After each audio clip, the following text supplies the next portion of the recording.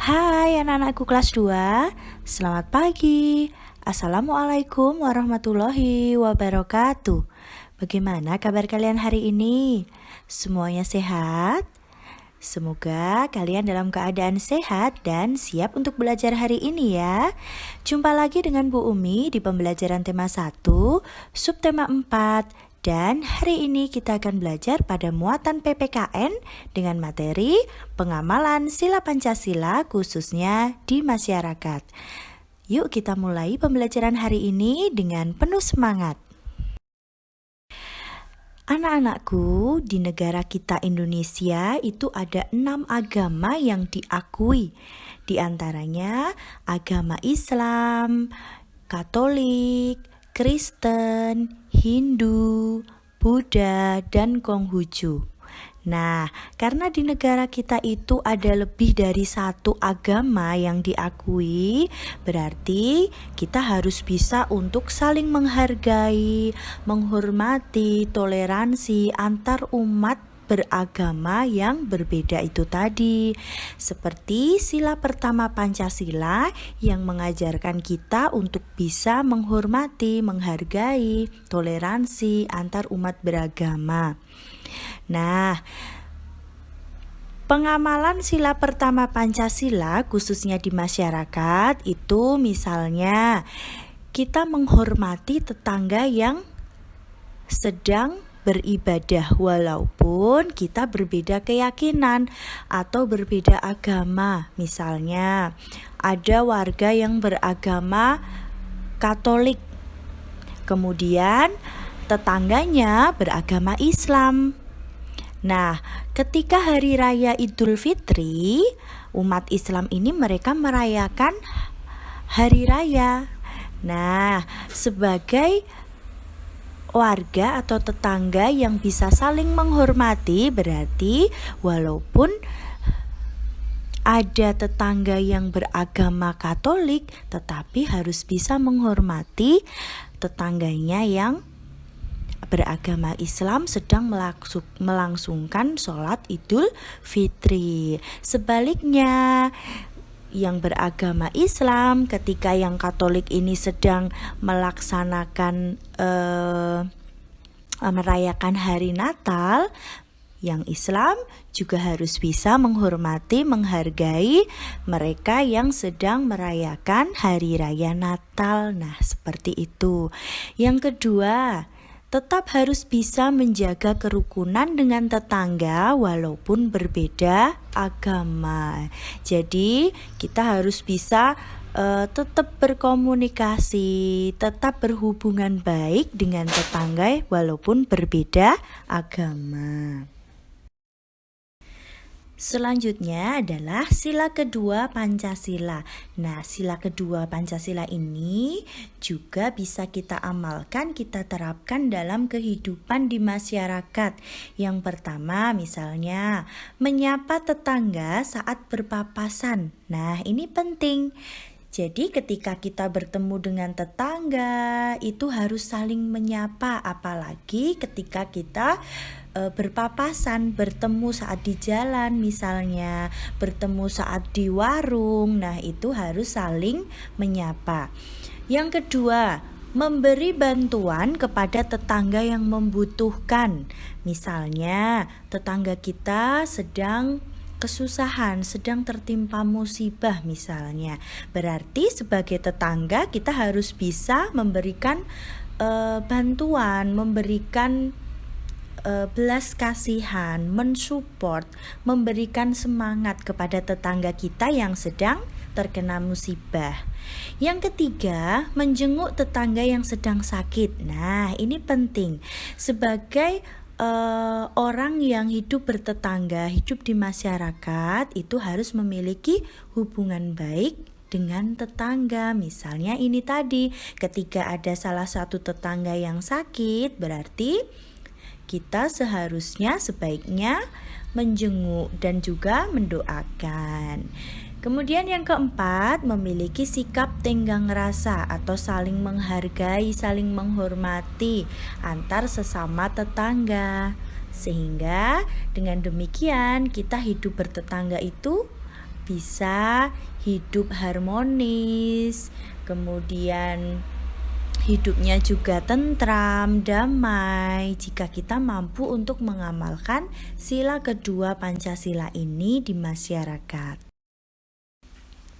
Lalu bagaimana pengamalan sila ketiga Pancasila di masyarakat? Nah, di sini Bu Umi sudah tuliskan ada beberapa hal yang bisa kita lakukan untuk bisa mengamalkan sila ketiga Pancasila khususnya di masyarakat. Yang pertama itu melestarikan budaya daerah.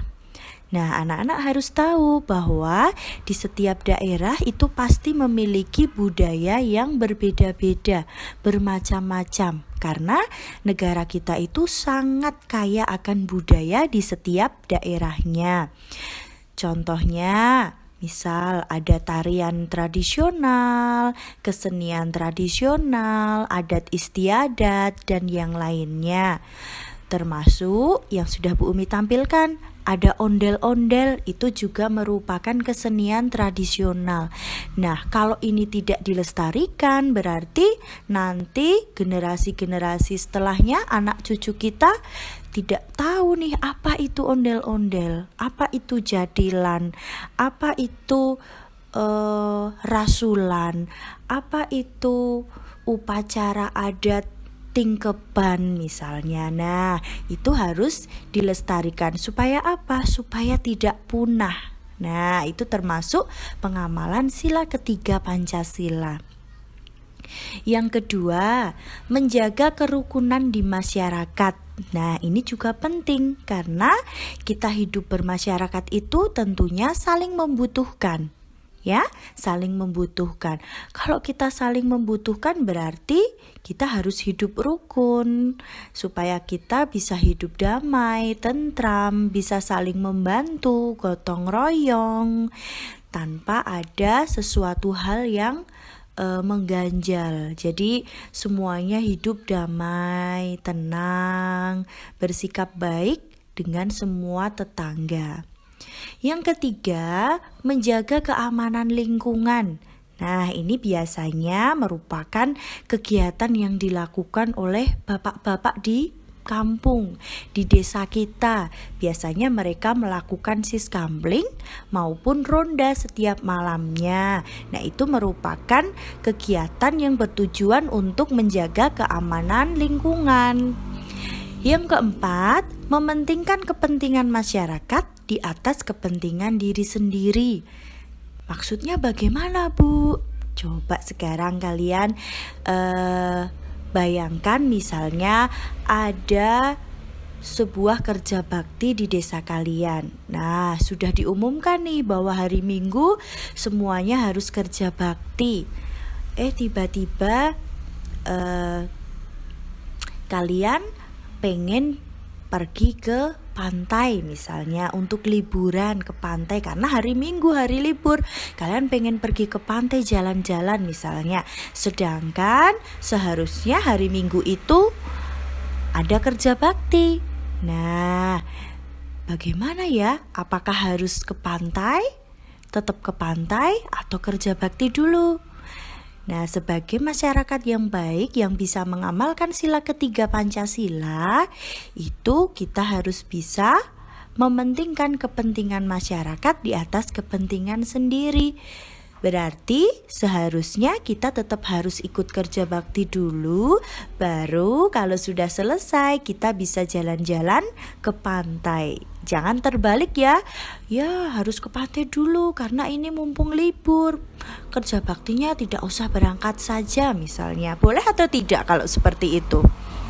Tidak boleh karena kita harus mementingkan kepentingan masyarakat daripada kepentingan diri kita sendiri. Berarti harus kerja bakti dulu, baru kemudian nanti kalau sudah selesai kita bisa jalan-jalan ke pantai atau ke taman misalnya seperti itu. Kemudian contoh selanjutnya yang terakhir nih, yang kelima, menggunakan produk dalam negeri. Maksudnya apa ya menggunakan produk dalam negeri? Biasanya kita sering melihat baju-baju, kemudian tas atau yang lainnya itu dari luar negeri kok bagus-bagus ya, harganya mahal-mahal ya. Iya, seperti itu. Tetapi produk-produk dalam negeri, produk-produk di negara kita pun juga tidak kalah bagusnya, ya kan? Nah, kita harus bangga nih menggunakan produk-produk dalam negeri. Misalnya beli sepatu buatannya orang Indonesia juga bagus, juga malah harganya juga lebih murah. Kita harus bisa bangga menggunakan produk-produk yang dibuat di negara kita sendiri. Nah, itu tadi merupakan contoh pengamalan sila ketiga Pancasila khususnya di masyarakat. Pengamalan sila keempat Pancasila di masyarakat itu yang pertama bermusyawarah. Bermusyawarah itu artinya sama dengan diskusi. Nah, di sini kita bisa berdiskusi, bermusyawarah untuk menyelesaikan suatu permasalahan. Yang kedua, menghargai pendapat orang lain. Nah, ini tidak hanya ketika kita bermusyawarah, tetapi ketika kita berbicara dengan orang lain, itu kita harus bisa menghargai pendapat orang lain. Yang ketiga, mengikuti pemilihan umum atau pemilu. Nah, ini misalnya ketika ada pemilihan lurah misalnya. Ketika umur kita sudah mencukupi, maka kita harus ikut memilih.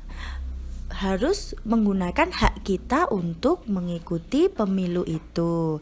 Yang keempat, tidak memaksakan kehendak kepada orang lain. Nah, ini kita tidak bisa nih memaksa, kamu harus ikut aku ke sana misalnya. Kalau pendapatku seperti ini kamu harus ikut pendapatku. Nah, seperti itu, memaksa-maksa seperti itu tidak boleh ya. Itu namanya memaksakan kehendak. Dalam hidup bermasyarakat kita tidak bisa atau tidak boleh, sebaiknya kita jangan memaksakan kehendak kepada orang lain.